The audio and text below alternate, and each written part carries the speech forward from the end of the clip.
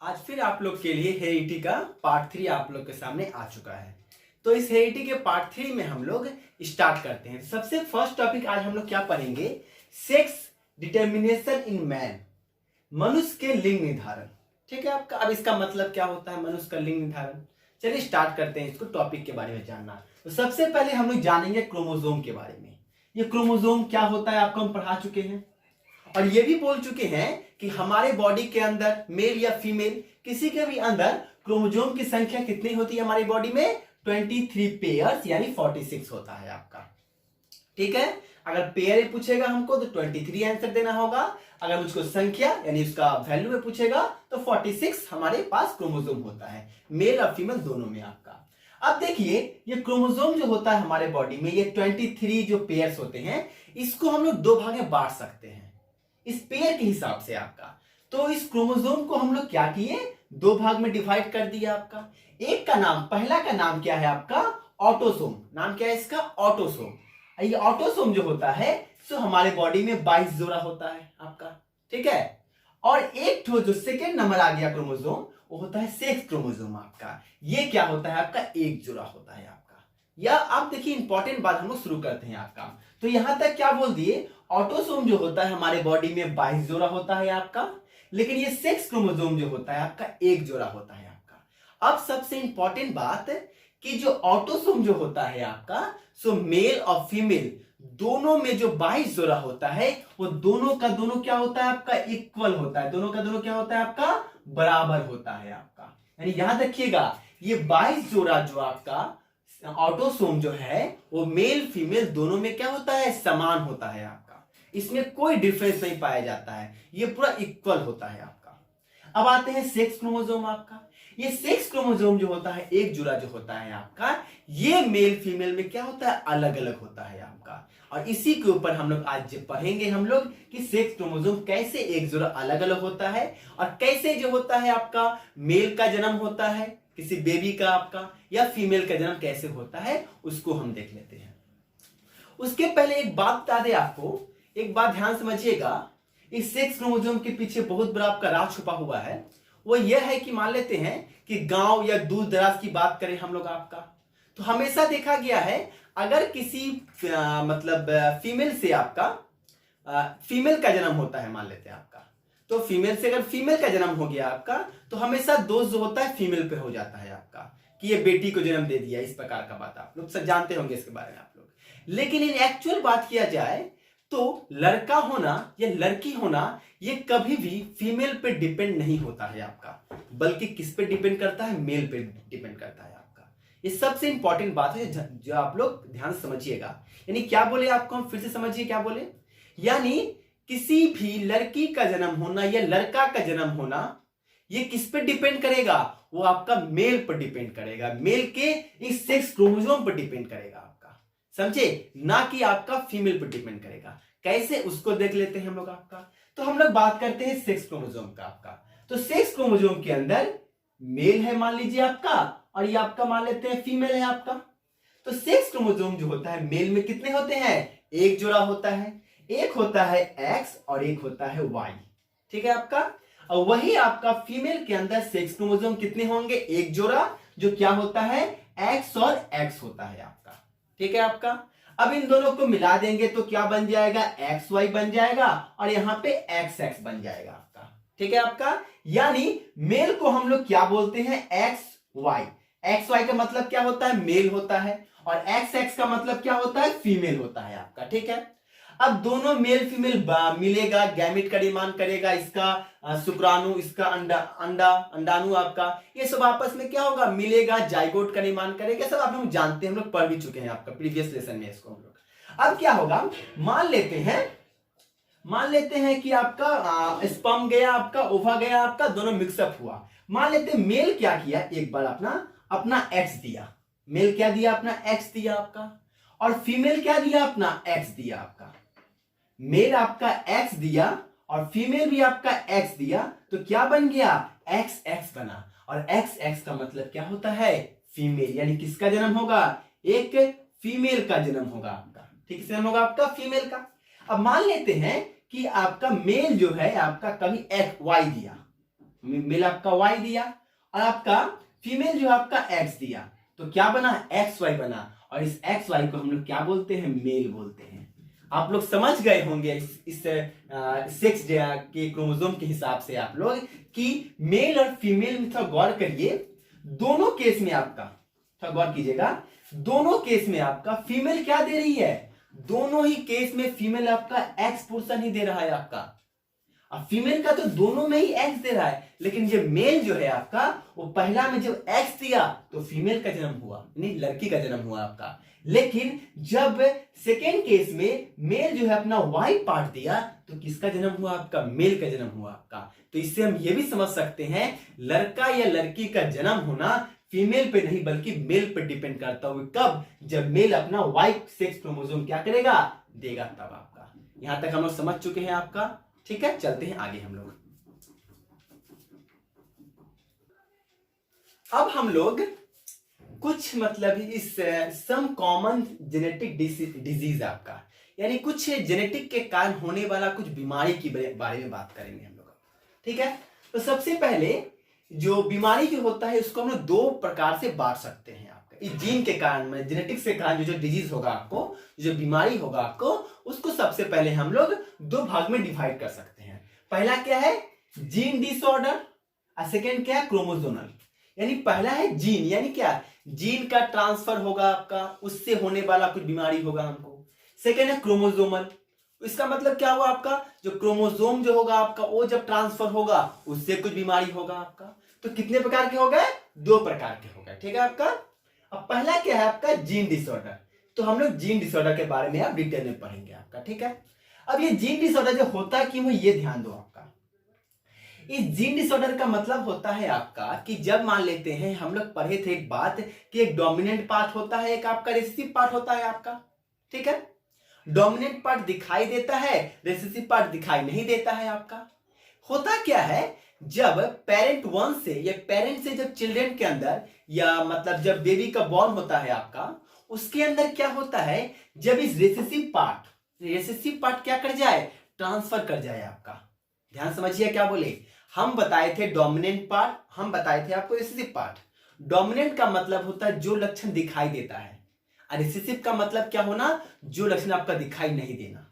तो कभी कभी क्या होता है, पेरेंट से उनके संतानों में जो होता है, ये आपका जो रिसेसिव जीन है आपका, ये भी क्या कर जाता है, ट्रांसफर कर जाता है आपका।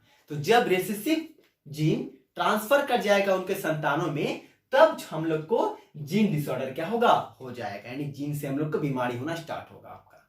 चलिए स्टार्ट करते हैं। इस जीन डिसऑर्डर्स को भी हम लोग दो भाग में डिवाइड कर सकते हैं आपका। पहला क्या होता है, ऑटोसोमल होगा आपका। तो ये ऑटोसोम के बारे में हम लोग पढ़ चुके हैं आपका। तो ये ऑटोसोमल से आपका, इसका एग्जांपल में क्या क्या आएगा, कौन कौन सा बीमारी होगा हमको, थैलासीमिया होगा हमको, एल्बिनिज्म होगा हम लोग को आपका। लेकिन अब नेक्स्ट क्या है, बी नंबर, सेक्स लिंकेज, यानी लिंग संलग्न है आपका। इसके कारण भी हम लोग को कुछ बीमारी होगा आपका। पहला क्या है, हेमोफीलिया होगा आपका, या कलर ब्लाइंडनेस होगा आपका। समझ गए, ये चार बीमारी हम लोग को जनरली देखा जाता है कि ये जेनेटिक डिसीज के कारण होता है आपका। तो क्या क्या बोले, ध्यान समझिएगा। थैलासीमिया, आप क्वेश्चन कैसे पूछेगा, थैलासीमिया जो होता है किससे होता है हमको, थैलासीमिया हमको ऑटोसोमल से होता है आपको। अब ये किसके अंदर आता है, जीन डिसऑर्डर के अंदर आता है आपका। उसी प्रकार से एल्बिनिज्म है आपका, ये किसके अंदर आएगा, तो ये भी आपका ऑटोसोमल के अंदर आएगा, और आपका ये भी जीन डिसऑर्डर के अंदर आता है आपका, इसी कारण होगा हम लोग को। लेकिन जब हम लोग हीमोफीलिया या कलर ब्लाइंडनेस की बात करें, तो ये बीमारी हमको किससे होता है, सेक्स लिंकेज से होगा आपका, जो किसके अंदर आएगा आपका, जीन डिसऑर्डर के अंदर आएगा आपका। यहां तक बातें क्लियर है आपका, कोई दिक्कत नहीं, इसको लिख लीजिए आप लोग। हम लोग चलते हैं, अब हम लोग क्या करेंगे, इन चारों के बारे में डिटेल में पढ़ेंगे आप लोग, ठीक है, हम लोग पढ़ेंगे। अब चलते हैं, अब हम लोग सबसे पहले थैलासीमिया के बारे में बात करते हैं आपका।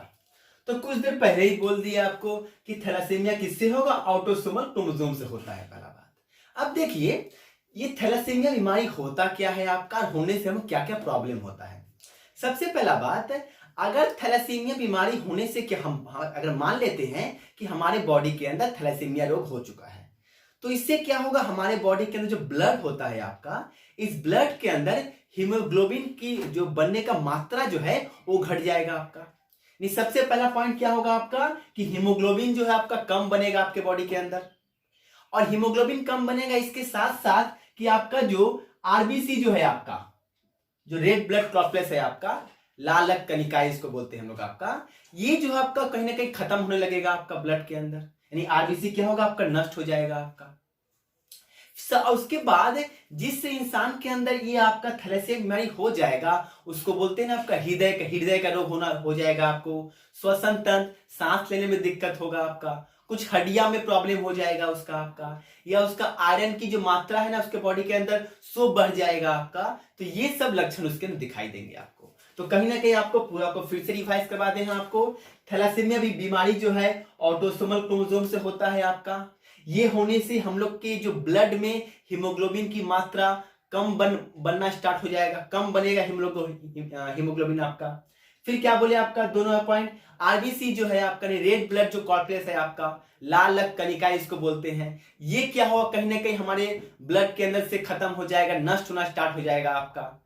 और जिस इंसान को ये आपका थैलेसीमिया बीमारी होगा उसको हृदय का रोग, श्वसन तंत्र यानी सांस लेने में दिक्कत होगा आपका, हड्डियां कमजोर पड़ने लगेगा उसका आपका, कमजोर हो जाएगा आपका, और साथ ही साथ उसके बॉडी के अंदर आयरन की मात्रा क्या हो जाएगा, अधिक हो जाएगा। ठीक है आपका, चलते हैं हम लोग नेक्स्ट बीमारी की ओर, 2 नंबर।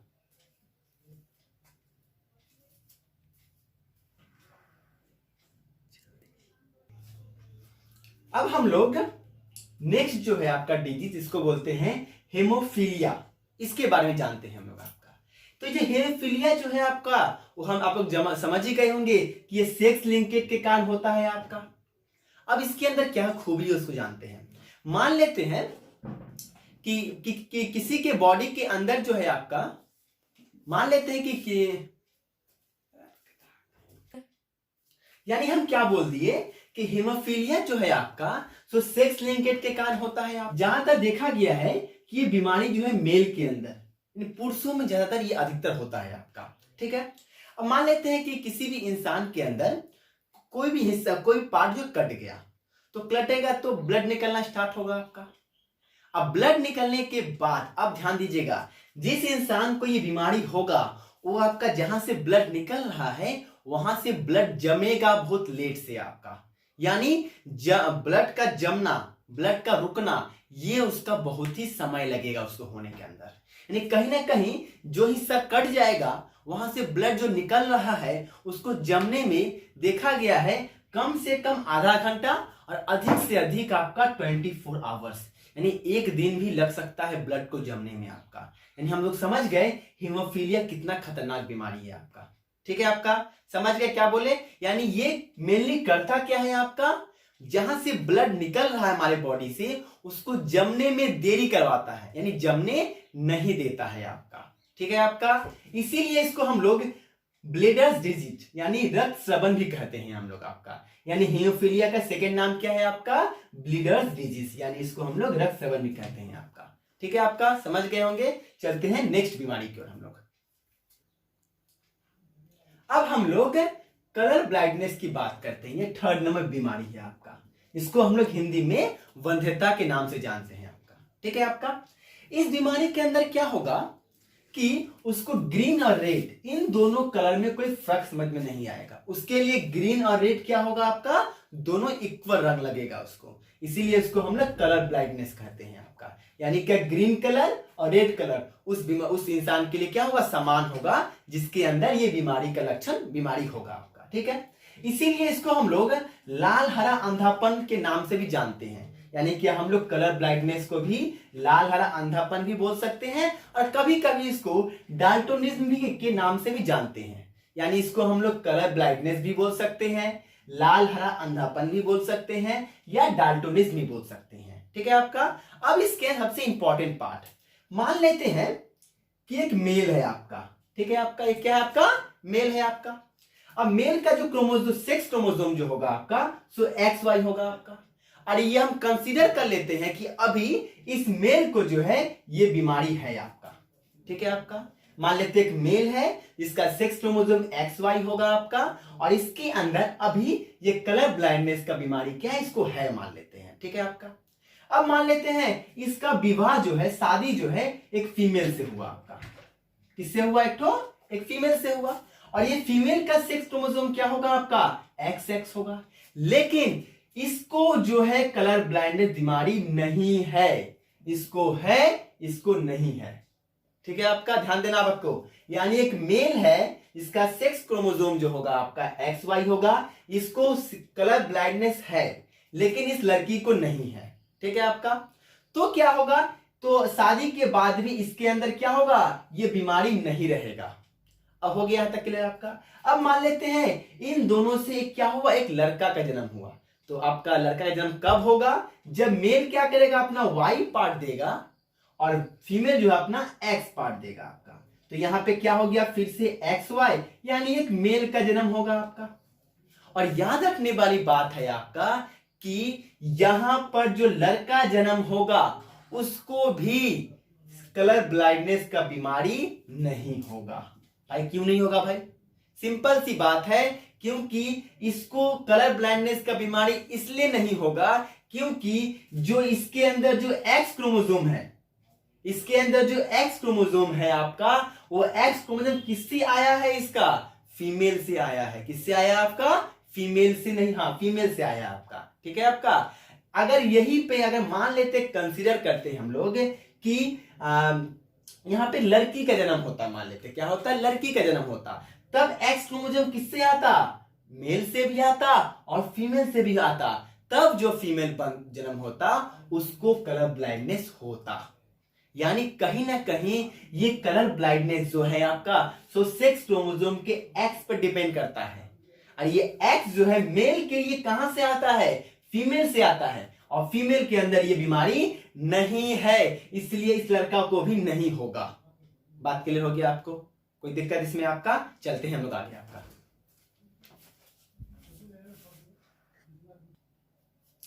अब हम लोग इसी केस को थोड़ा सा उल्टा कर देते हैं। क्या करते हैं हम लोग? उल्टा कर देते हैं। उल्टा इस प्रकार से हुआ, मान लेते हैं एक मेल है, फिर से आपका एक फीमेल है आपका, ठीक है आपका। अब कंसीडर हुआ मेल का सेक्स क्रोमोसोम क्या होगा आपका? XY, फीमेल का क्या होगा? XX। यहां तक क्लियर हो गया बात आपका? यानी फीमेल में आपका XX हो गया आपका। अब क्या मानते हैं कि मेल के अंदर क्या है? ये बीमारी नहीं है। अब बीमारी किसके अंदर है आपका? बीमारी है आपका फीमेल के अंदर। अब क्या कंसीडर किए हैं कि लड़की के अंदर कलर ब्लाइंडनेस का बीमारी है आपका, ठीक है आपका है। अब इन दोनों में शादी हो गया, और शादी के बाद दो केस होगा। या तो मान लेते हैं जब मेल अपना X देगा, फीमेल अपना X देगा, तो XX यानी लड़की जन्म होगा। और जब मेल अपना Y देगा और फीमेल अपना X देगा, तो XY यानी आपका यहाँ पे फीमेल का जन्म होगा, यहाँ पे आपका मेल का जन्म होगा। इस केस में क्या देखा गया है, थोड़ा गौर से देखिए आप लोग, कि यहां पर भी X और यहां पर भी X, दोनों में कहीं ना कहीं X क्रोमोसोम जो हो रहा है, सो कहां से आ रहा है आपका? फीमेल से आ रहा है आपका। और फीमेल के अंदर पहले से क्या है आपका? पहले से आपका ये बीमारी है। तो इस केस में क्या देखा गया है कि दोनों में कहीं ना कहीं 50% संभावना रहेगा। दोनों जो आपका मेल जन्म हुआ है या फीमेल जन्म हुआ है, उस दोनों में कहीं ना कहीं 50% आपका संभावना रहेगा कि उसको यह बीमारी हो सकता है या नहीं भी हो सकता है आपका, ठीक है आपका। यानी क्या है आपका? 50% चांसेस रहेगा दोनों केस में आपका कि दोनों को, लड़का या लड़की को, यह बीमारी आपका हो जाए या ना हो आपका, ठीक है आपका। यहीं पर हम लोग स्टॉप करते हैं, और कहीं ना कहीं आपका यहीं पर कुछ लेसन आपका हेरिडिटी का पार्ट खत्म होता है आपका, ठीक है। अब उसके बाद हम लोग नेक्स्ट क्या पढ़े? क्या मैथ स्टार्ट किया जाए या आपका फिजिकल साइंस स्टार्ट किया जाए? आप लोग इसको कमेंट कीजिएगा, ठीक है आपका। लेकिन कमेंट करने का तरीका को थोड़ा सा चेंज कीजिए आप लोग। आप लोग कमेंट जो कर रहे हैं वो गलत तरीके से कर रहे हैं। मान लेते हैं, क्यों गलत है समझिए। मान लेते हैं, कंसीडर करते हैं कि आप कुछ कमेंट किए और आपका जो यूट्यूब का जो आपका नाम जो है वो आपका पापा के नाम से या मम्मी के नाम से है। तो हमको समझ में ही नहीं आता है कि कौन सा स्टूडेंट आपका कमेंट किया है। इसके लिए आपको करना क्या होगा, ध्यान दीजिए। आपको जब कभी भी कमेंट कीजिएगा तो सबसे पहले अपना नाम टाइप कीजिए, ठीक है। आपका सबसे पहले अपना नाम को टाइप कीजिए, उसके बाद डैश देके जो कुछ लिखना है आपको उसको लिखिएगा। समझे क्या बोल रहे हैं? सबसे पहले अपना नाम को टाइप कीजिएगा, इससे हमको समझने में प्रॉब्लम नहीं हो कि कौन सा स्टूडेंट किया है आपका, ठीक है। तो यहीं पर हेरिटी को हम लोग खत्म करते हैं। आप लोग को काम क्या करना है, पूरा हेरिटी का पार्ट जो है आपका बायोलॉजी का, लाइफ साइंस का, पूरा को घर में बैठ के पूरा बुक को पढ़ लेना है। कुछ भी एक भी लाइन में डाउट हो, कुछ भी प्रॉब्लम हो तो कमेंट कीजिए, उसका सॉल्यूशन आपको हम प्रोवाइड करवाएंगे, ठीक है। यहीं पे स्टॉप करते हैं।